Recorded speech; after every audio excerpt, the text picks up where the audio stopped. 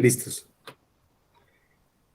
Bienvenidos a Biología Sin Fronteras, programa cultural y científico de la Facultad de Ciencias Biológicas, iniciativa de nuestro señor decano, profesor magíster Jorge Chaname Céspedes, programa que llega a todas partes del mundo gracias a la fuente tan versátil de la tecnología de la Internet. Vía Facebook llega a todas partes del mundo a nuestros interesados, egresados, amigos, científicos, profesores que están en diferentes partes del mundo. En esta oportunidad tenemos la visita del doctor Celso Romero Ramos, un estudioso, un científico muy notable, él que es un científico, nosotros le decimos exitoso en lo que concierne a la ciencia y ahora que ha incursionado en la empresa, ¿no? Él es ahora empresario, científico empresario. Bueno, él en realidad, cuando se habla de su currículum del doctor Celso, se refiere a la parte académica, ¿no? Y generalmente se cita sus estudios que se inició como estudió biología en Rusia, en Moscú, ¿no? Pero en realidad el doctor Celso, se puede decir que las raíces, las bases, las raíces de su educación se remontan aquí en Perú, en los Andes peruanos, cuando fue educado por su señor padre, también fue un educador de prestigio y una personalidad de la educación de su tierra, ¿no? Aquí esa parte sólida la tuvo hasta el doctor Celso. Luego tuvo la oportunidad de ir a Rusia, ¿no? Donde hizo sus estudios de posgrado y maestría, y luego los siguió en nuestro país hermano Brasil, ahí donde hasta ahora radica y donde él ha obtenido su doctorado y ha hecho, creo, ya como 6 postdoctorados. Como es nuestra costumbre, doctor Celso, invitamos a todos los ponentes, a los participantes en Biología Sin Fronteras, a que nos den una sinopsis, una presentación misma de cómo fue que se inclinaron a estudiar la biología, qué fue quién fue la persona, el profesor, qué fue el detonante que les inclinó a estudiar la parte molecular de la vida, y por qué se han fascinado tanto estudiando, ¿no? Y eso justamente repercute en nuestros jóvenes que se forman, porque muchos quieren seguir al doctor Celso en su formación. Entonces, el auditorio es todo suyo, doctor Celso Romero. Adelante. Muchísimas gracias, Pedro, por esta oportunidad de comunicarme con todos tus alumnos, ¿no?, de la Universidad Nacional de Putumayo. Ya hace muchos años estuve por allá también convidado para un curso que dicté para la Facultad de Biología. Y bueno, y agradecerte aquí en esta platea virtual por esa oportunidad que me diste para venir aquí a Sao Paulo, que fuiste tú el que me indicó para venir a este país, a una universidad que no estaba ni en mis remotos planes venir, y estoy aquí ya a 24 años. Y te lo digo a ti, Pedro. Gracias. Sobre lo que es digamos, la vocación para la biología, conmigo ha sido bastante casualidad, digamos así, porque yo estaba estudiando medicina en la Universidad San Agustín de Arequipa y tenía un deseo de estudiar fuera del Perú, y uno de los países que ofrecía mayor cantidad de becas para estudiantes peruanos sin necesidad de saber idioma y ni invertir mucho dinero era la ex Unión Soviética, un promedio de 100 a 180 becas por año. Entonces era un país donde era fácil acceder a los estudios. Sin embargo, me recomendaron que para no tener problemas con un título posteriormente, escogiera una carrera que se haga en universidad. Medicina e ingenierías en la Unión Soviética se enseñan en institutos superiores, que tienen exactamente el mismo nivel académico que universidades. Pero en Perú el instituto, el nombre, digamos, no tiene el mismo valor que universidades. Y en universidades en la Unión Soviética solo tienen ciencias, y lo más próximo a medicina que yo encontré era biología. Entonces estuve estudiando, me inscribí para el programa de biología, solo que en la Unión Soviética, y no sé si actualmente, uno ya escoge la especialidad de la biología que va a realizar durante la facultad. Entonces uno no sale como biólogo más especialista en algo. Y esa especialización se da desde el segundo año de la facultad. Entonces, en esa época que todavía no tenía conocimiento amplio de la biología, encontré un libro de difusión científica, de difusión popular, del Yuri Ovchennikov, que se llamaba algo sobre proteínas. Y me quedé fascinado. Yo vi que aquello era era lo que yo quería estudiar. No quería estudiar, saber más sobre la estructura y función de proteínas. Y por esa misma época hubo un evento de puertas abiertas de la Universidad Lomonosov en la Facultad de Biología.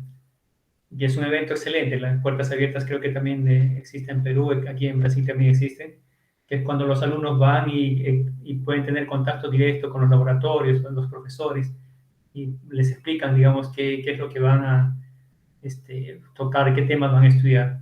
Y yo escogí ir con el grupo de bioquímica, ¿no? Y, y fue fascinante. Vi los laboratorios, los profesores, el tipo de ciencia que hacían allá, que eran de alto nivel. Y dije, ¿eso qué quiero hacer? Y ahí estoy de esa época. Yo pienso que así medio poco por casualidad descubrí lo que realmente me gusta hacer. Es algo que es importante, digamos, encontrar una actividad profesional en la cual uno se sienta bien cómodo, se sienta con gusto de aprender y hacer. Y la ciencia es algo que, digamos, uno va a ir siempre aprendiendo algo nuevo. Nunca el conocimiento que tenemos es total o fijo, o que ya, digamos, podemos saber que lo sabemos todo. Y conmigo, por ejemplo, pasa que todo lo que ya aprendí en la facultad ya digamos, es completamente obsoleto, ¿no? En términos de conocimiento. Entonces uno tiene que estar actualizándose una y otra vez con conocimientos nuevos, abriendo la mente bastante a nuevas tecnologías. Y yo mismo siempre he sido resiliente en varias tecnologías que ahora se aplican en la actualidad, como digamos, genómica o mismo vacunas de RNA.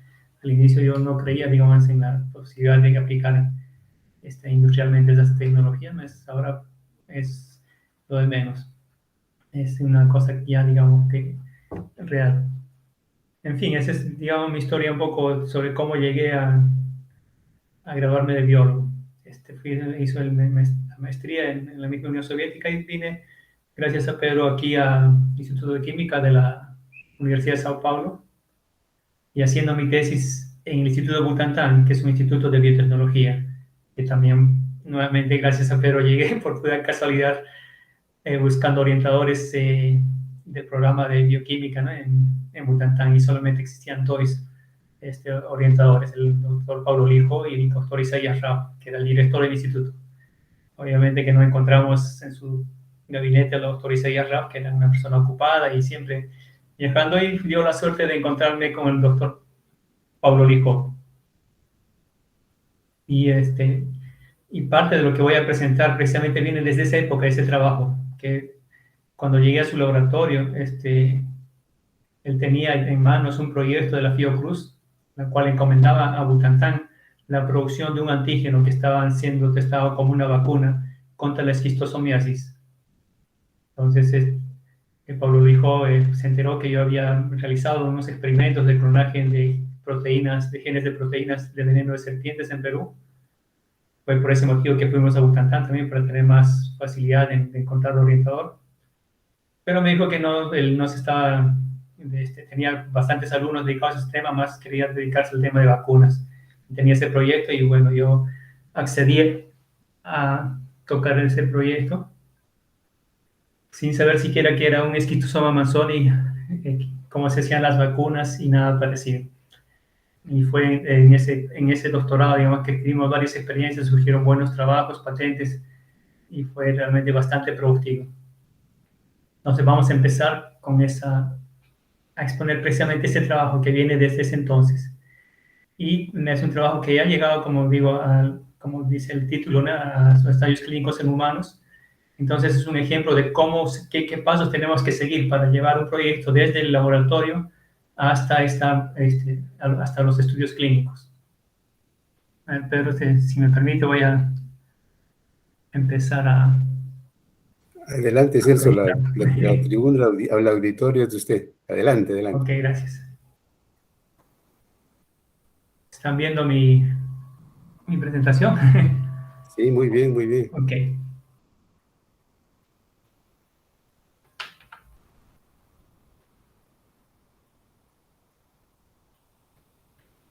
Entonces, nosotros vamos a hablar de parte de ese trabajo que inicié durante el doctorado y he continuado después en la Fiocruz sobre el desarrollo de una vacuna contra la esquistosomiasis. Y vamos a tomar ese proyecto como un ejemplo de cómo seguir un camino, digamos, para alcanzar el objetivo de tener un producto, si no en el mercado, por lo menos llegar a la etapa de estudios clínicos en humanos. Y vamos a tomar ese proyecto de esa proteína llamada SM14 como ejemplo. Y finalmente vamos a dar unas recomendaciones así basadas en esta experiencia para las personas que están entrando en el área de biotecnología, que quieren realizar proyectos de biotecnología, quién sabe después hacer empresas de biotecnología, algunas recomendaciones sobre este camino. Nosotros tenemos esta figura clásica que muestra aquí un vacío entre la academia y la industria farmacéutica, llamado Valle de la Muerte. Entonces nosotros producimos bastantes conocimientos, mas no todo ese conocimiento se transforma en productos que lleguen al mercado, a la sociedad.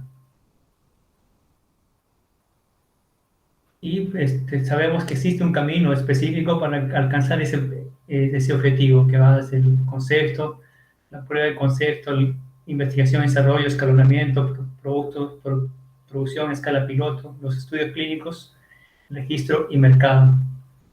Entonces yo lo he agrupado aquí por colores, en verde, azul, estos colores amarillo y rojo, para intentar separar la parte que corresponde a la academia y la parte que corresponde a la industria farmacéutica.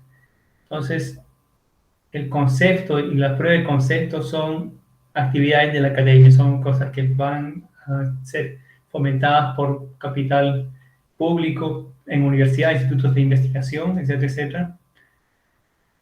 Y esta etapa, estamos en azul, claro, y azul, son etapas que se realizan en institutos de investigación específicos, técnicos.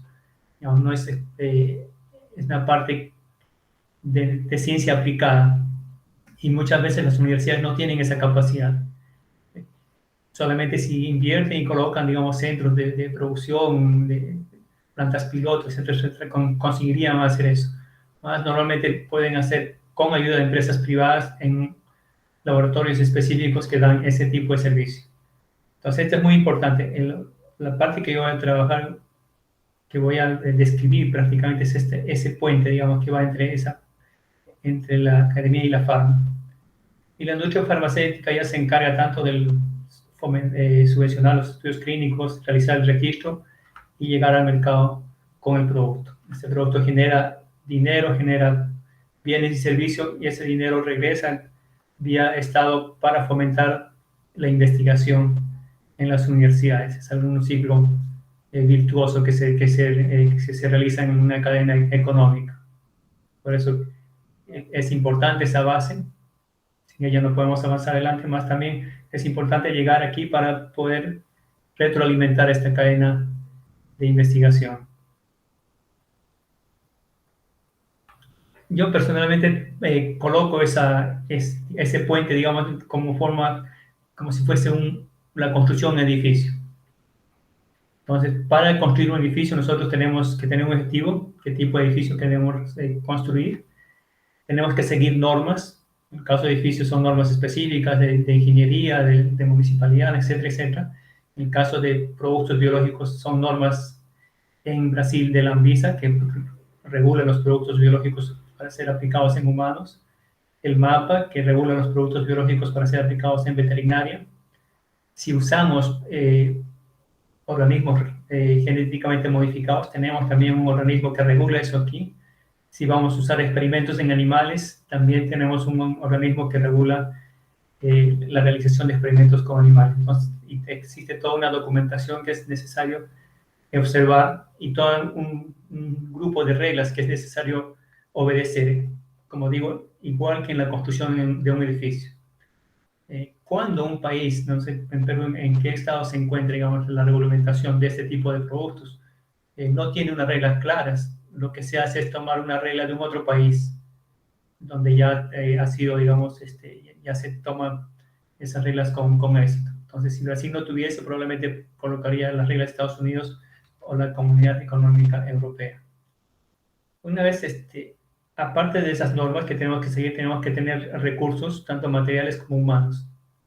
Los materiales obviamente son equipamientos, laboratorios, infraestructura fabril, etcétera, etcétera. Y recursos humanos. Aquí viene una gama amplia de especialidades que empieza desde biología molecular, por ingeniería de bioprocesos, control de calidad por farmacéuticos, arquitectos, etcétera, etcétera. Entonces, un grupo enorme de especialistas que son envolvidos en la construcción de este edificio. Y finalmente, y no menos importante, el financiamiento. Entonces, tenemos financiamiento público y privado. Los productos de uso en humanos son productos bastante caros mm, de desarrollar. El desarrollo cuesta bastante caro. Entonces, primero, para las etapas iniciales normalmente es un financiamiento público, más para adelante, cuando queramos colocar ese producto en el mercado, vamos a tener que tocar la puerta de alguna empresa mayor para que ellos consigan realizar el resto del proceso. Y eso es importante porque para eso nosotros vamos a tener que tener protegidos todas nuestras propiedades intelectuales para que esa empresa que va a realizar después ese producto tenga alguna retribución a la inversión que ha realizado.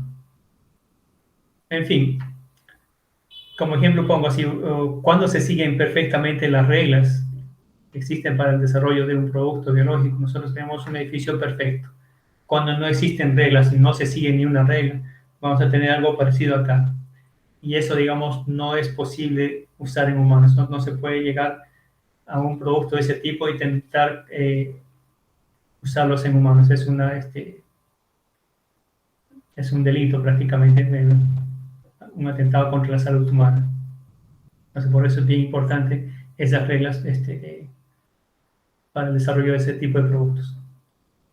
Ahora vamos a pasar, después de tener esa idea, digamos, de cómo desarrollar ese tipo de proyectos, vamos a ver el ejemplo de la vacuna de esquistosomiasis. En Perú, por suerte, no tenemos problema con esta enfermedad, porque el vector, que es un caracol, no existe en Perú, más existe en Brasil y en áreas endémicas en África. Este vector vive en aguas dulces. Los animales infectados con este parásita producen estas cercarias, nadan en el agua y son capaces de penetrar en la piel de los humanos sin necesidad de heridas. Tienen un mecanismo que les permite ingresar, y una vez en el organismo sufren todo un crecimiento, una transformación, y aquí tenemos una pareja de macho y hembra que alcanzan su madurez en el hígado y tienen todo un sistema de protección del sistema inmune, que pueden vivir en el hígado hasta por 30 años sin que sean vistos, digamos, por el sistema inmune ni comprometer su existencia. Más esta pareja secreta huevos, una gran cantidad de huevos. Esos huevos pasan al lumen intestinal y cuando caen al agua eclosionan y se transforman en miracidios que infectan al hospedero intermediario. Entonces esto se da en lugares donde no hay saneamiento adecuado, que corresponden a zonas bastante pobres. El problema es que cuando este huevo es llevado por la corriente sanguínea del intestino para el hígado, el sistema inmune provoca una reacción bastante fuerte contra estos, hacen una obstrucción de algunas venas y aparte de inflamación alrededor de los huevos, y se tiene este tipo de resultado que en Brasil se llama como barriga de agua. Entonces no es una enfermedad que tenga una mortalidad alta, más compromete el desarrollo de los niños, el desarrollo normal, y eso es transformado, eso se puede transformar en una influencia, digamos, económica bastante fuerte, tanto así que es considerado el parásito más importante después de la malaria, el Schistosoma manzoni. Y aquí es donde empezamos a ver qué es lo que se ha hecho en el laboratorio. Esto fue realizado por la doctora Miriam Tendler en el Instituto Oswaldo Cruz de Río de Janeiro, en las épocas de 1980 y 90. ¿Ellos qué consiguieron? Ellos consiguieron establecer en el laboratorio el ciclo biológico del esquistosoma. Cogían, infectaban ratones. Estos ratones generaban huevos, los huevos hacían eclosionar, los miracidos infectaban en unos acuarios a los caracoles, y los caracoles producían cercarias. Esas cercarias eran usadas para infectar a los ratones. Entonces se podía obtener muestras de diversas partes del ciclo biológico de este parásita en laboratorio. Y con este material se fueron testando diversos extractos proteicos para ver cuál de ellos podría servir como vacuna. Y el extracto que dio más eficiencia era un extracto salino de vermes de adultos colocados apenas en extracto salino. Entonces aquí está el parásito adulto, él secreta proteínas al medio externo y se usa ese extracto salino para inmunizar los conejos. Y se realizó el desafío con cercarias que eran obtenidas en el mismo laboratorio. Se vio que este extracto salino daba protección. Entonces, después de establecer ese sistema, se pasó a usar biología molecular para identificar las proteínas que estarían presentes en este extracto salino y que están estimulando el sistema inmune. Entonces, ¿qué se realizó? La extracción de RNA mensajero de estos gusanos adultos. Se hizo una biblioteca de expresión, y con el suero de un animal inmunizado y resistente se realizó lo que se llama inmunoselección. Secuenciados los clones positivos, se identificó una proteína de 14 kilodaltons, por eso que viene el nombre de 14, y Schistosoma manzoni, SM. Realizada el análisis de homología, se demostró que esta proteína pertenecía a un grupo de proteínas llamadas, una familia llamada fatty acid binding proteins, proteínas ligadoras de ácidos grasos. Fue la primera proteína de este tipo identificada en parásitos, y es un blanco importante para el desarrollo de vacunas, no solamente contra el esquistosoma, sino para otros parásitos, porque durante el desarrollo de este parásito, él incrementa unas 300 veces la cantidad de lipídios, y este parásito no produce de nuevo lipídios por su sistema, digamos, propio de biosíntesis. Él los adquiere el hospedero, y para adquirir usa esta proteína. Entonces es un blanco importante. Además, se ha visto en otros modelos de otros parásitos que tiene otras importantes funciones, como detoxificación. Esta proteína consigue unir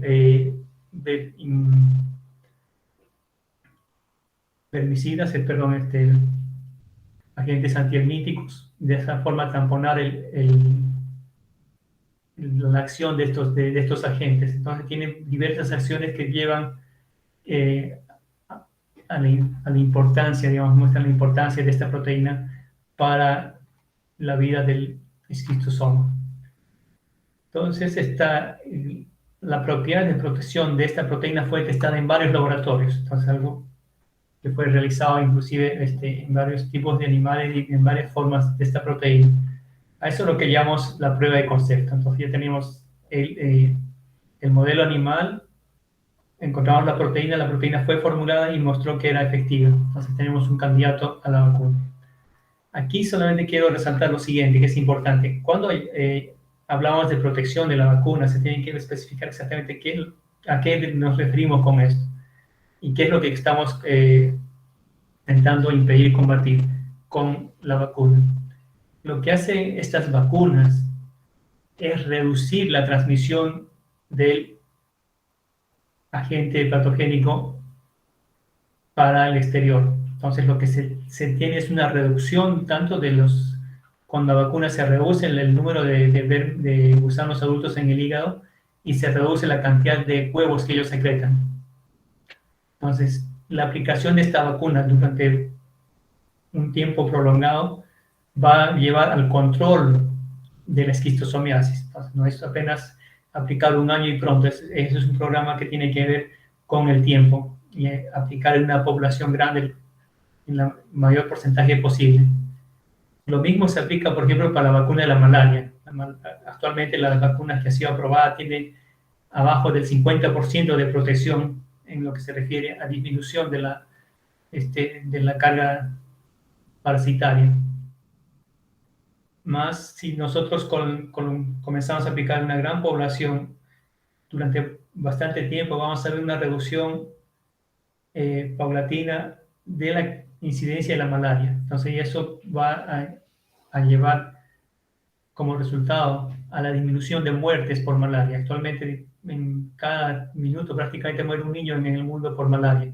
Entonces, si nosotros aplicamos una vacuna, mismo que no tenga una eficiencia alta, como es la vacuna actual, vamos a tener con la aplicación en la mayor cantidad de personas posible, un periodo prolongado, vamos a tener una disminución drástica de la incidencia de malaria. Este es lo que es el objetivo de esta vacuna.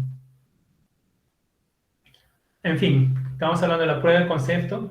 Ya vimos que con la proteína se consigue obtener protección contra esquistosoma y también fasciola hepática, que tiene una proteína homóloga semejante.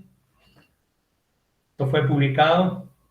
Tenemos en humanos, en zonas endémicas, una respuesta tipo TH1 fue asociada a la resistencia en áreas endémicas de Egipto y Brasil. Entonces es un blanco que merece invertir dinero y tiempo para producir y usarlos en humanos.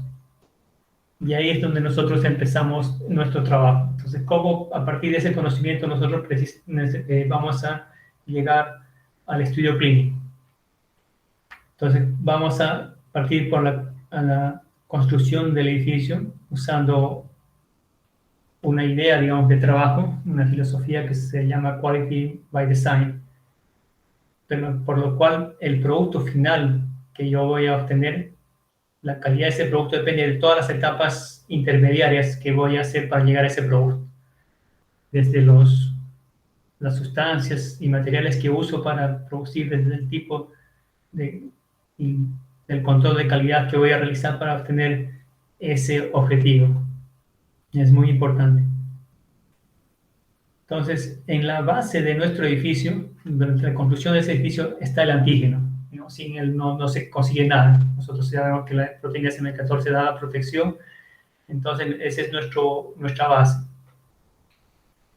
Y ese antígeno tiene que tener propiedades específicas para poder llegar a una escala industrial. Y una de las principales propiedades es que este antígeno tiene que estar soluble y no agregar. Digamos, eso es un problema a resolver para poder construir nuestro edificio. Y cuando nosotros empezamos a trabajar con la proteína SM14 teníamos ese fenómeno de agregación, el cual nosotros conseguimos solucionar usando variantes naturales más estables y realizando modificaciones por ingeniería de proteínas para obtener una proteína que es termoestable, donde conseguimos resolver la estructura esta proteína por NMR. Esta proteína de aquí, con estas dos variaciones de la proteína original, conseguimos desnaturarla a 80 grados y renaturarla enfriándola a 15 grados centígrados sin que pierda la estructura ni la propiedad de conferir inmunoprotección. Eso, digamos, fue el primer trabajo. Es importante para todos los estudios actuales que se realizan de diseño de vacunas, se usa biología estructural. Ese es un aporte enorme que se tiene para poder mejorar diversos aspectos, tanto de estabilidad como de eficacia de las vacunas. Enseguida nosotros establecimos un perfil de calidad que deseamos de este producto para que esa calidad, ese perfil se mantenga durante todo el desarrollo de la investigación que vamos a realizar. De forma que si empiezo con una proteína que tiene una capacidad de protección, al final de todo el proceso de escalonamiento en escala piloto industrial tenga exactamente esa misma proteína con esas mismas propiedades. Y eso se realiza con un panel de análisis de control de calidad como electroforesis, Western blot, gel filtración, dynamic line scattering, microritmo circular para estructura. Esta unión a DAULA, que es un lipidio fluorescente, me da idea de la actividad, el mapeamiento peptídico para ver si existen modificaciones cuando estoy transfiriendo, digamos, la producción de un sistema para otro. Y la potencia POD-ELISA, con un sistema que nosotros desarrollamos comparando con un suero de animal que ya mostró inmunoprotección. Entonces, todos estos parámetros son establecidos y tenemos ese perfil de calidad deseada. Enseguida vamos a lo que es la producción, el escalonamiento de la producción del antígeno. Aquí es muy importante entender que para los entes reguladores como la ANVISA, el producto es igual que el proceso. Entonces, si yo hago algún cambio durante el proceso, yo estoy también cambiando el producto. Entonces, yo puedo perder una licencia de un producto o el permiso de uso de un producto si es que cambio alguna etapa del proceso. Y lo más importante en esa etapa es la cepa productora, porque es el que me he puesto ese corazoncito. Entonces, la cepa es el centro del proceso de producción. Él va a indicar el tamaño de la fábrica que necesito de acuerdo a cuánto se produce proteína en esa cepa. Y es tan importante que se tiene que realizar los bancos, los master cell bank, los bancos maestros de trabajo de las células, almacenarlos por lo menos en 2 sitios diferentes dentro de la fábrica y más uno en un tercer lugar externo, de forma que si la fábrica pega fuego, digamos, se incendia, tengo cómo recuperar esa cepa en otro laboratorio. Porque si pierdo la cepa completamente, yo pierdo el producto. Entonces el producto ya no es más ANVISA puede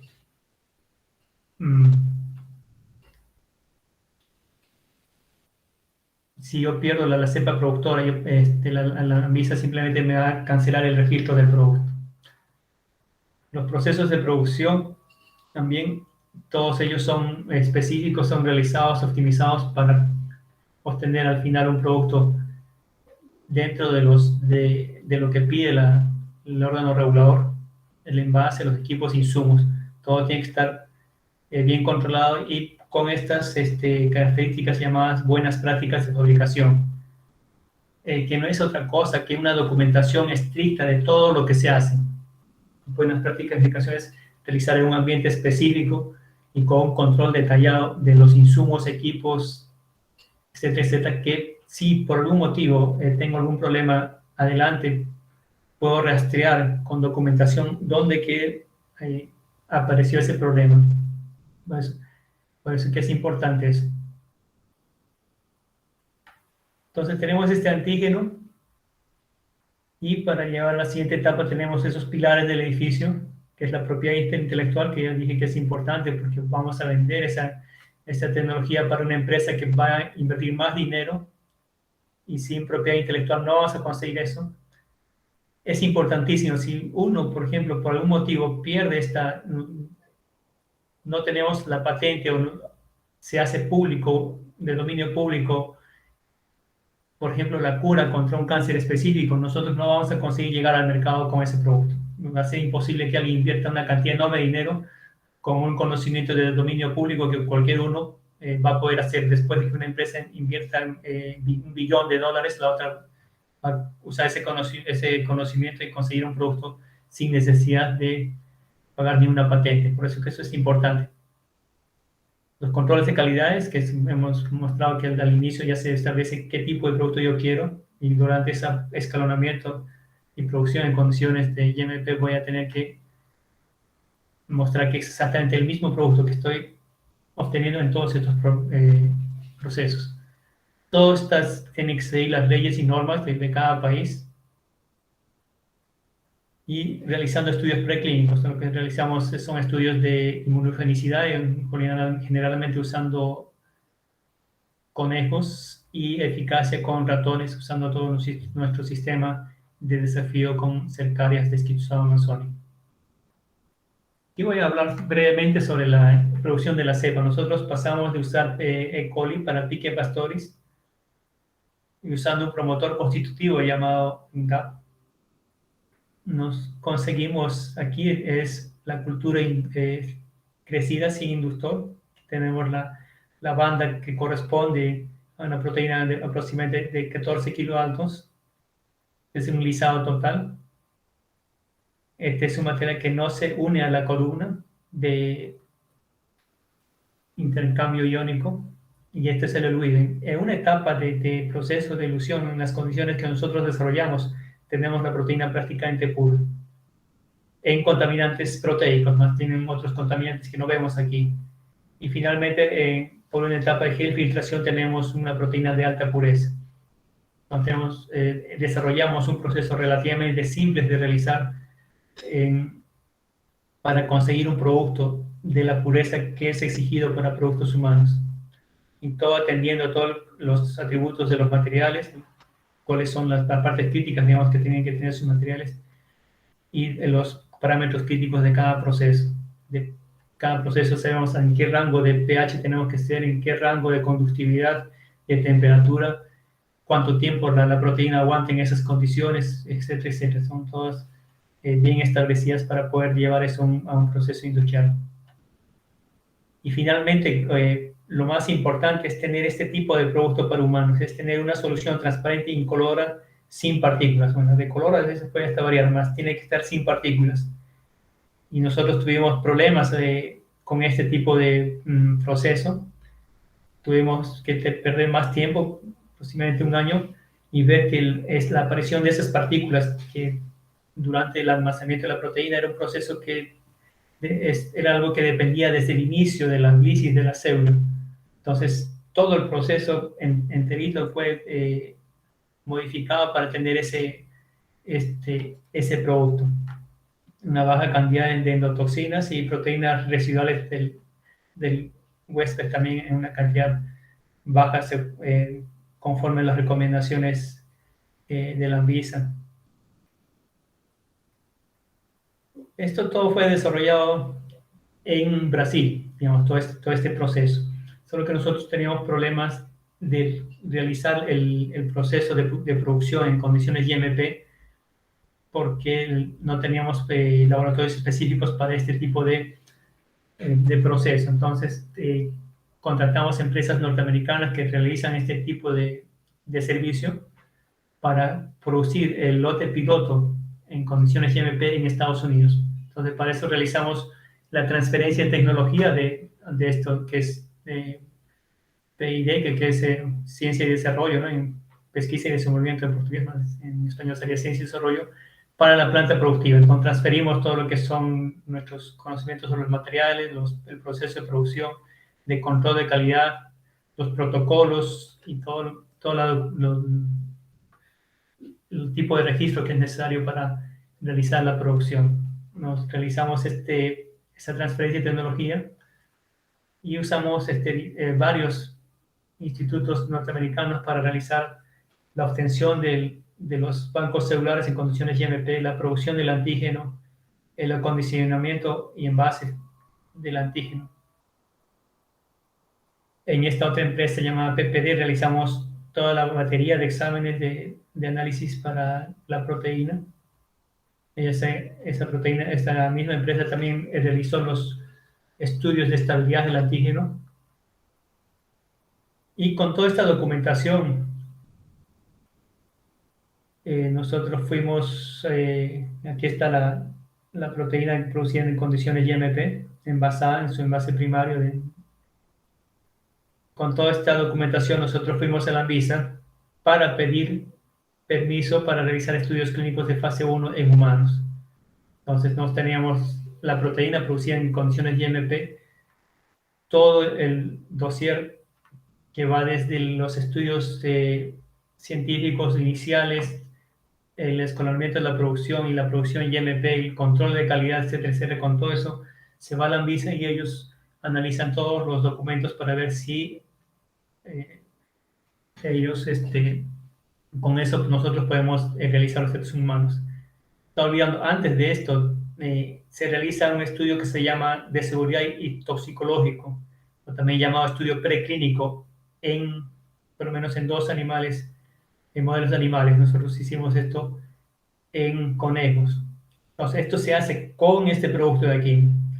Nosotros ya habíamos hecho anteriormente con nuestros productos obtenidos en laboratorio, más para la Anvisa es importante hacerlo con este producto que está estrictamente documentado para poder saber y con todo el control de calidad para saber que eso exactamente va a ser reproducido después en escala industrial y no tener efectos diferentes. Entonces, lo que se llama estudios preclínicos para registro, para pedir a la Anvisa, se hacen con el producto producido en condiciones GMP. Entonces, con eso fuimos a la Anvisa accedió a ¿cómo se llama? Al estudio de fase 1, hecho en Brasil en personas sanas, saludables. Esta fase 1 es sobre seguridad del antígeno. Nosotros es realizado en un grupo hasta pequeño de personas, solamente para saber si tenemos alguna reacción fuerte, algo que comprometa, digamos, a la seguridad de la vacuna. Esto realizamos tanto al inicio, se realiza con varones y después de los experimentos respectivos con animales. Realizamos también con grupos de mujeres. Actualmente este experimento o esta proteína este proyecto está en la fase 2, que también estamos viendo la eficacia en zona endémica en África y también acompañando también la seguridad del antígeno. Digamos, esa seguridad tanto en la fase 1 como 2. En la 2 ya tenemos una idea de la eficacia y recién después se va a una fase 3 que es mucho más cara, una cantidad mayor de participantes para intentar establecer la eficacia en una población mayor. Por ahora todavía no hemos llegado a esa etapa. Esta es la publicación de la época que se hizo la fase 1 aquí en Brasil, hecho por este Instituto de Investigaciones Clínicas Evandro Chagas, que pertenece a la Fiocruz. En la época también salieron noticias correspondientes diciendo que Brasil ha creado una vacuna pionera, 100% nacional, con participación peruana. Es de aquí la foto de la doctora Miriam Teller asegurando ese frasquito que contiene un antígeno que nosotros producimos para esos testes clínicos. En la parte de estudios clínicos ya no corresponde, digamos, a nuestra especialidad, son realizadas por otros especialistas. Después de los estudios clínicos, ellos todos se presentan, en el caso para el órgano regulador, como es la Anvisa, lo cual permite el registro y el uso en la población de esta vacuna. Todavía no hemos llegado a ese estadio, más, digamos, en la construcción de nuestro edificio. Esto corresponde prácticamente al techo del edificio. Si tengo algún tiempo todavía, voy a pasar las recomendaciones. Entonces, para quien está realizando experimentos o proyectos de biotecnología, es importante tener en cuenta cuál va a ser el blanco del producto, quién es quien va a usar finalmente el producto, qué personas, en caso, en qué condiciones. Y de acuerdo a eso, realizar todo el concepto de ese producto, de tal forma que sea compatible con lo que el mercado está queriendo, está necesitando. No trabajemos, digamos, en la universidad como una isla sin tener este contacto con lo que está requiriendo la población, el mercado. En Estados Unidos es muy interesante que algunas universidades o hospitales integran equipos de investigación, entonces ya tienen los investigadores tienen un contacto más cercano, digamos, con lo que se está necesitando de productos para el área humana, por ejemplo. Lo mismo se puede hacer con el área veterinaria o con otras áreas, siempre viendo qué es lo que el productor quiere en el caso de veterinaria, qué tipo, qué puede pagar, cuánto puede pagar, en qué condiciones puede aplicar. Y todo eso tiene que ser considerado para nosotros poder desarrollar ese producto. Esta etapa que estamos marcando en azul, dije que es la más importante, la que en Brasil también tenemos problemas con ese tipo de desarrollo. Es importante constituir equipos que tengan, o si no tienen experiencia, enviar algunos estudiantes o profesionales para el exterior para que trabajen en empresas o se especialicen en estas partes que son importantes, tanto de producción, escala piloto, condiciones GMP, y saber colocar tanto las metas como ver cuánto es aceptable, digamos, hasta qué punto consigo obtener una meta el 100% o 80%, hasta qué punto yo consigo aceptar eso y seguir adelante. No siempre es posible llegar a la meta, digamos, al producto óptimo que yo quiero. Entonces tengo que tener un límite diciendo, bueno, aquí consigo aceptar y continuar adelante. Más un punto que no consigo aceptar más esa etapa del proceso, y es imposible, entonces puedes abortar en ese punto y pasar para otra hasta que se consiga resolver ese problema. Más nunca por nunca con algo que no es aceptable ir para adelante hasta una cosa que va a dar tarde o temprano va a dar problema a la frente. Y eso es a que se refiere la siguiente figura, es que nunca se tienen que dar por concluidas, ¿no? Con resultados inaceptables. Entonces, como no tenemos el puente, más no está bien construido. Entonces, si no está bien construido, nosotros tarde o temprano vamos a caer al vacío, no vamos a llegar a nuestro objetivo. Y eso es bastante común en este proceso de pasar de una idea de estas investigaciones de la universidad para el mercado. Y también nunca, en el caso de escalonamiento, nunca pasar directamente de la escala del laboratorio para la manufactura. Entonces existe un orden que tenemos que realizar para aplicar toda una matemática que existe para pasar de una etapa para otra, intentar simular lo más detalladamente posible cómo eso se va a reproducir en una escala industrial. Entonces aquí tenemos los dos procesos que usamos bastante en la producción de proteínas, que es la cromatografía y la filtración de flujo tangencial. Son los procesos que más utilizamos. Bueno, si todavía están atendiendo ahí, aquí son los agradecimientos de este desarrollo, de ese proyecto todo. La doctora Miriam Teller, digamos que es la dueña, la jefa y la persona que ha conseguido empujar este proyecto hasta los estudios clínicos, es otra cosa importante también. Los investigadores normalmente a veces tienen un producto, publicaron y no tienen ímpetu de ir tras buscar empresas, buscar otros instituciones que puedan ayudar a llevar a cabo ese producto.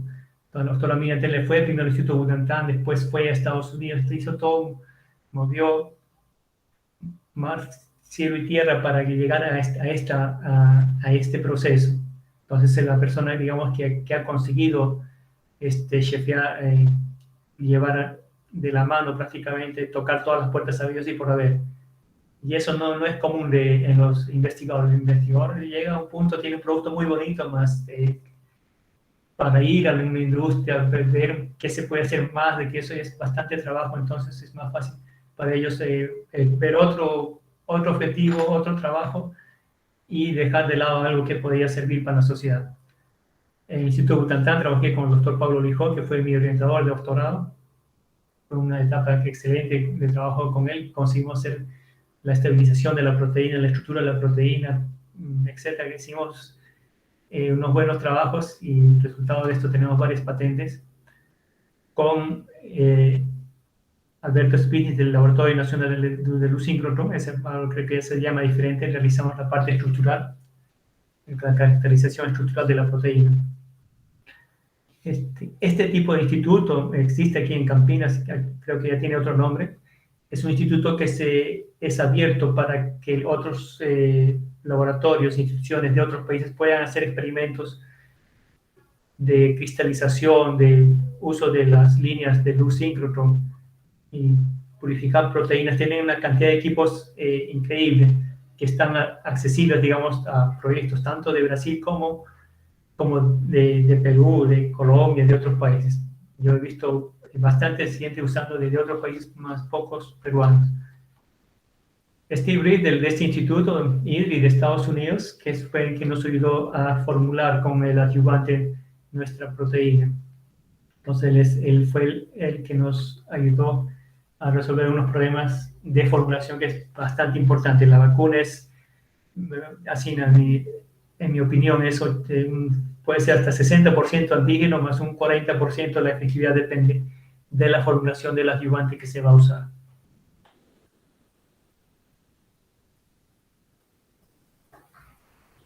Si tengo tiempo todavía, Pedro, puedo hablar sobre el Fénix o si no, podemos parar ahí.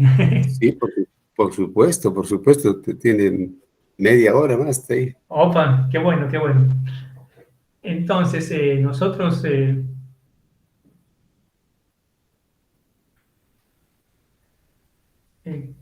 con mi esposa, Miriam Marroquín, venimos aquí, como Pedro muy bien sabe, en el año 98 a hacer el doctorado y fuimos contratados por la Fiocruz para desarrollar este proyecto desde el 2016, si no me acuerdo. Entonces, nosotros llegamos a este producto trabajando en la Fiocruz. Entonces, adquirimos toda esa experiencia en el desarrollo de vacunas humanas. Después trabajé un tiempo en Farmanguiños, que también pertenece a la Fiocruz, en la transferencia de tecnología de la insulina recombinante de un instituto ucraniano llamado INDAR para Farmanguiños. Entonces ahí aprendimos todo lo que es producción en escalas enormes de fermentación de 6.000 a 12.000 litros y productos recombinantes, en este caso insulina. Finalmente fuimos a trabajar a esta empresa en particular, en la cual formamos un grupo de investigación y desarrollo para desarrollar proyectos para vacunas veterinarias, ¿no? Realizamos procesos así desde cero, desde la idea hasta el producto producido en condiciones GMP en piloto. Aquí estamos, que es un producto que fue de nuestra idea, nuestro desarrollo, está patenteado también, y adquirimos experiencia en planta. Entonces, con toda esta experiencia, que la verdad que pocos especialistas tienen aquí en Brasil, o unos tienen más experiencia de la parte laboratorial o otros de la parte industrial, más, ¿no? Este intermedio, digamos, ¿no? Que hace entre las dos, hacen realmente pocos. Nosotros formamos esta empresa llamada Fénix, que da asesoría para otras empresas, para instituciones en cada una de estas etapas. Nosotros mismos tenemos nuestros propios proyectos, hemos conseguido vender algunas ideas para capital privado y estamos, por en cuanto estamos trabajando en eso, en desarrollando más que todo para el sector veterinario, ayudando a desarrollar vacunas para aplicación veterinaria, que es donde tenemos más experiencia.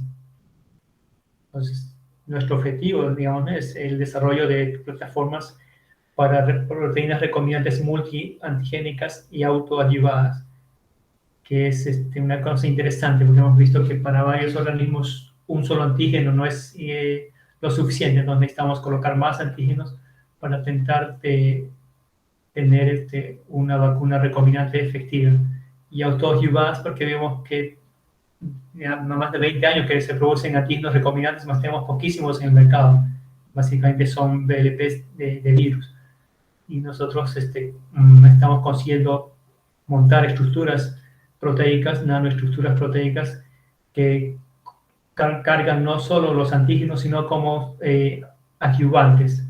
Digamos, son ideas que estamos desarrollando y patentando.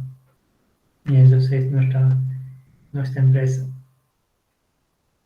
Bueno, si han llegado hasta aquí, muchísimas gracias por la atención. Muchas gracias, Pedro, a ti y a la universidad por esta oportunidad de conectarme un poco con el público allá en Perú, en otras partes que consiguen de esta presentación y saber un poco de lo que estamos haciendo aquí en Brasil. Gracias. Muchas gracias. Muchas gracias al doctor Celso, ¿no? Por su colaboración. Como él recordamos que él es peruano, si bien ya radica en Brasil más de 20 años, él es peruano, ¿no? Y también, como lo mencionó al inicio de su charla, de su conferencia, él se formó en Rusia, también estuvo un buen tiempo en Rusia, él ha estado un buen tiempo fuera del país, pero el poco tiempo que ha pasado por Perú, ya sea en Lima o cuando llegó a la Pedro Luis Gallo, en este caso nuestra universidad, apoyó mucho a los jóvenes y despertó, sobre todo en los jóvenes, aperturó, ¿no? esta área que siempre evoluciona tanto de lo que es el DNA recombinante. Y bueno, y todo el mundo sabe que desde que Watson y Crick dijeron que era una doble hélice, todo es como abrir una mina, ¿no? Tremenda, ¿no?